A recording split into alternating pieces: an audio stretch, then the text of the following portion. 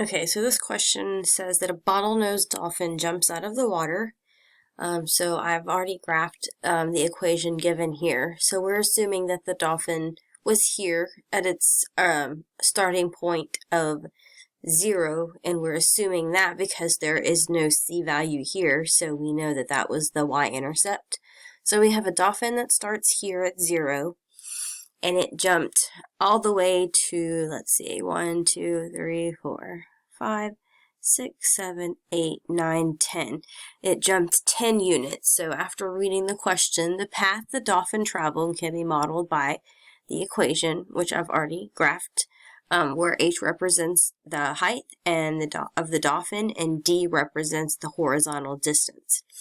So looking at question A, what is the maximum height the dolphin reached?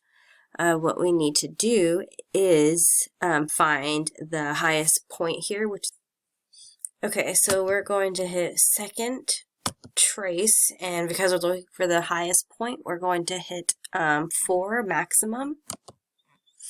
And so the calculator says left bound, so we can put our cursor to the left of where we think that the vertex is and hit enter, and then the calculator here says right bound, so now we're going to move our cursor using the arrow buttons over until the cursor is to the right of where we think that the vertex is, and hit enter, and now it's asking us to guess, so now we're going to go to where we think that the vertex is. That's good enough, and hit enter. And here's the calculator telling us that it took X amount of seconds, we're assuming, to get from 0 to its maximum height of 5 feet. So when it says what is the maximum height that the dolphin reached, it reached a height of 5 feet.